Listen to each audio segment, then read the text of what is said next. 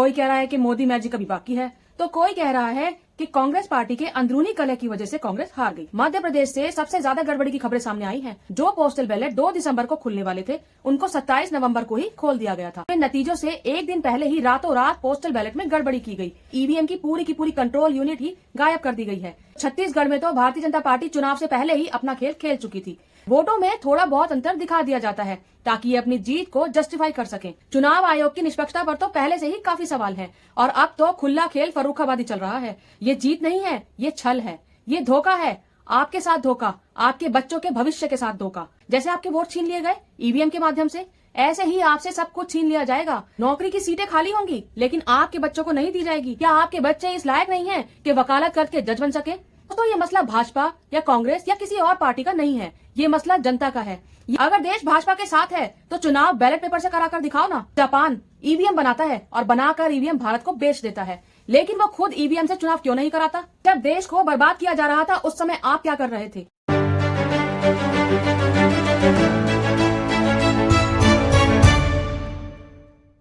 Hello and welcome दोस्तों, मैं हूं वंदना और आप देख रहे हैं लीगल चॉइस। दोस्तों, 4 राज्य के चुनाव के नतीजे आए और उन 4 राज्यों में से 3 राज्य मध्य प्रदेश, राजस्थान और छत्तीसगढ़ में भाजपा चुनाव जीत गई और तेलंगाना में कांग्रेस ने जीत हासिल की।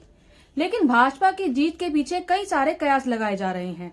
कोई कह रहा है कि मोदी मैजिक अभी बाकी है, तो कोई कह रहा है कि कांग्रेस पार्टी के अंदरूनी कलह की वजह से कांग्रेस हार गई। लेकिन चुनाव के बाद और नतीजों से पहले जिस तरह की खबरें निकलकर सामने आ रही थी, उनसे भाजपा की जीत पर भी सवाल खड़े होते हैं।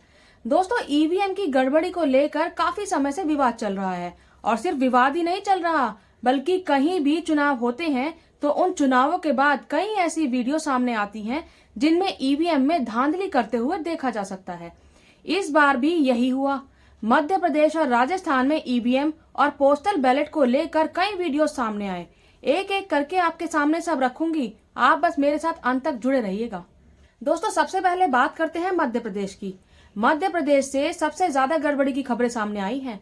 मध्य प्रदेश के बालाघाट से एक वीडियो सामने आया था जिसमें समय से पहले ही पोस्टल बैलेट को खोल दिया गया था, यानी कि जो पोस्टल बैलेट 2 दिसंबर को खुलने वाले थे, उनको 27 नवंबर को ही खोल दिया गया था। इस पर मैंने पहले भी एक अलग से वीडियो बनाया था, लेकिन यहाँ भी मैं वो वीडियो आपको दिखा रही हूँ। वीडियो बनाओ, पत्रकारों को कलेक्टर साहब से बात करता हूँ। कोई रिस्पांस नहीं दे रहे हैं, बोल रहे हैं फोन पे कोई सूचना होती है क्या? इतना गंभीर मामले को आप ऐसा कीजिए, हम लोग भी कल ट्रेनिंग लेके आए भोपाल से। हमारे कोई मामले में कुछ निर्वाचन के नियम कानून लिखित आपको हमको सूचना देना था, उसके बाद आपको पेटी खोलना था। बताइए आपका परिचय क्या है सर? हाँ, मेरे बताइए। और लिखित में हमारे को दिए हो क्या आपने? नहीं, फोन से अनुभव मुजारे जी के किसी को दोनों पक्ष को फोन से बुलवा लेते हैं, इसके बाद ही खोलते नहीं, गलत है सर। और ये तो 2 तारीख को खोलना था। मौखिक खोलना चलता है, आपको कागज में लिखित देना चाहिए। जो दिशा निर्देश है राज्य निर्वाचन आयोग के, 2 तारीख का काम था। निर्देश दिया आज आप ये कैसे कर रहे हैं आज? नहीं, ये तो विधानसभा वार रख रहे हैं ना। नहीं, ये पैकेट खोलना ही नहीं था, ये खोलना ही नहीं था। ये आप ये बताइए, ये काम करने अभी आपको किसने निर्देश दिया? ये काम करने किसने निर्देशित किया है आपको? बताइए ना भैया। एसडीएम ने बोला, कलेक्टर ने बोला, किसने बोला? ट्रेनिंग में बताया गया है कि ये विधानसभा एसडीएम का नंबर दो आप। दीजिए, बोलो नंबर।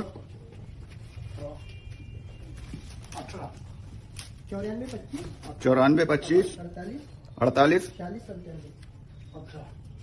2 तारीख का काम आप 27 तारीख को कर रहे हैं। 2 तारीख का काम आप 27 तारीख को कर रहे हो। मैंने जब भी इनसे वही तो पूछा कि यहाँ कितने मतदाता है भाई टोटल, बोलते हमारे पास कोई जानकारी नहीं है। जानकारी नहीं है और पूरे बैलेट पेपर और इनको सब इनका काम कर रहे हैं। बुलाओ पत्रकारों को, बुलाओ। लगा लगा जरा बोल दे। हाँ, साहब।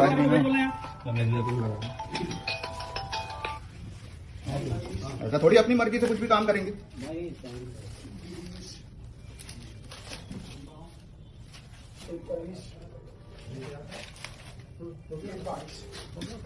उसके बाद उज्जैन से भी एक और वीडियो वायरल हुई जिसमें नतीजों से एक दिन पहले ही रातों रात पोस्टल बैलेट में गड़बड़ी की गई। जब वोट गिनने के लिए पोस्टल बैलेट को खोला जाने लगा तो उनकी जो सील थी वो गीली थी, जिसका साफ मतलब ये था कि पोस्टल बैलेट में गड़बड़ की गई है। हाँ, ये देख लो, ये अभी तो ताजा है मैडम, ये तो 11 ये वाली गिली गिली गिली पहले सील ड्यूटी तालों की सील हटी हुई थी। जब हमने आपत्ति दर्ज कराई तो जिला निर्वाचन अधिकारी कलेक्टर आए, सभी हमारे सातों विधानसभा के एजेंट, हमारे प्रत्याशी भाभी सभी लोग आए और लगभग सभी सातों विधानसभा के ताले अभी गीली सील लगी हुई है। तो हमने आपत्ति दर्ज कराई है, ऊपर भी अवगत कराया है। कहीं ना कहीं जो बालाघाट में हुआ, मुझे लगता है उज्जैन में हुआ। अभी आप बाकी कलेक्टर साहब से पूछें, ना तो हमारे सामने सील लगी, ना हमारे इलेक्शन एजेंट को बुलाया, ना अभ्यर्थी को बुलाया, ना उम्मीदवार को बुलाया। तो कहीं ना कहीं ये पूरी तरह शंकास्पद है, क्योंकि ताले में जब हमारे एजेंट ने जब वहाँ डाक मतपत्र बंद हुए तो उसमें सील थी, तो सब सीलें हटा दी गई और अभी गीली सील लगी। सब सातों विधानसभा ने चेक करके देखा गीली सील लगी हुई, ये स्थिति है। तो ताले पे सील नहीं है, बाकी चीज से हमें कोई मतलब नहीं। ताले पे नहीं होना चाहिए। ताले पे सील क्यों वो काम देख करना सब चीज। ताले पे सील लगी हुई दिख रही है पर फटी हुई लग रही है। अगर ताले फ्रेश लगाते अपन तो फ्रेश दिखता, अगर इसके ऊपर सील और स्टिकर था इसका मतलब ताले पे फटी गई है। देखो सर, आप बोल रहे हैं, आपने अभी मेरे पे बोला कि ताले पे सील नहीं थी। ताले की सील लगी मैं भी बोला हूं। अरे भविष्य से खेल रहे हो आप, अभी भविष्य से खेल रहे हो आप।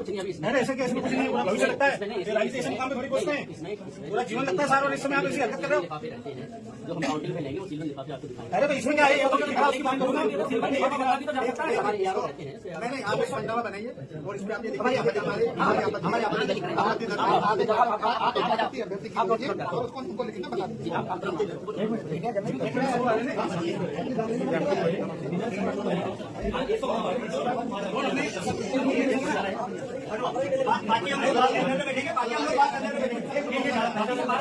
इसके बाद मध्य प्रदेश के भोपाल और खंडवा से भी ऐसी खबरें सामने आई।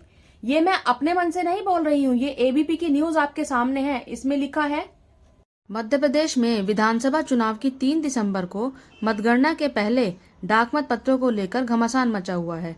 चुनाव ड्यूटी में लगे कर्मचारियों के डाक मत पत्रों के बाद बालाघाट मामले को लेकर कांग्रेस का शीर्ष नेतृत्व भी सक्रिय हो गया है। कांग्रेस के सीनियर लीडर अभिषेक मनु सिंघवी, सलमान खुर्शीद ने इस मामले में चुनाव आयोग से भी शिकायत की है। कांग्रेस ने शिकायत में 11,000 डाक मत पत्रों के गायब होने को लेकर भी आयोग में शिकायत की है। कांग्रेस ने निर्वाचन कार्यालय पर आरोप लगाया है कि डाक मतपत्रों के आंकड़ों को उनके द्वारा छिपाया जा रहा है। खंडवा में इस मामले को लेकर नेता प्रतिपक्ष और कांग्रेस के वरिष्ठ नेता डॉक्टर गोविंद सिंह गड़बड़ी की आशंका जता चुके हैं। पहले दिनों उन्होंने भारत निर्वाचन आयोग को पत्र लिखकर मतपत्रों की अतिरिक्त सुरक्षा बढ़ाने की मांग की थी। उन्होंने कहा है कि उनके विधानसभा क्षेत्र के दिव्यांग और शासकीय कर्मचारी के डाक मतपत्रों में गड़बड़ी की आशंका है। डाक मतपत्रों को लेकर लगातार नए विवाद सामने आ रहे हैं। खंडवा में 17 नवंबर को मतदान के 3 दिन बाद 20 नवंबर को 123 पुलिस कर्मियों से डाक मतपत्रों से मतदान कराया गया था। इसकी शिकायत आयुक्त तक पहुंची और इसके बाद इन डाक मतपत्रों को निरस्त कर दिया गया। राजस्थान के जोधपुर से भी ऐसी खबरें सामने आई हैं जिसमें ईवीएम की पूरी कंट्रोल यूनिट ही गायब कर दी गई है। ये भी एबीपी की न्यूज है। इसके हिसाब से राजस्थान के जोधपुर में चुनाव के दौरान बड़ी गड़बड़ी की जानकारी सामने आई है। जोधपुर में मतदान के बाद रिजर्व की कंट्रोल यूनिट गायब हो गई है। कंट्रोल यूनिट के चोरी होने की शिकायत उदय मंदिर थाने में कराई गई है। बताया जा रहा है कि 25 नवंबर को मतदान के ठीक अगले दिन यानी 26 नवंबर से ये कंट्रोल यूनिट गायब है। विधानसभा चुनाव के तहत राजस्थान में 25 नवंबर को वोटिंग हो चुकी है। चुनाव को लेकर भारत निर्वाचन आयोग की ओर से पर्याप्त सुरक्षा व्यवस्था का इंतजाम किया गया है। सुरक्षा व्यवस्था के मद्देनजर ही मतदान के तुरंत बाद ईवीएम स्ट्रांग रूम में जमा करा दी गई थी। हालांकि इतनी सुरक्षा के बावजूद भी राजस्थान से ईवीएम का कंट्रोलर गायब होने का गंभीर मामला सामने आया है। कंट्रोलर चोरी होने के बाद सेक्टर अधिकारी ने उदय मंदिर पुलिस थाने में मामला दर्ज कर लिया है। पुलिस इस संवेदनशील मामले की जांच में जुट गई है।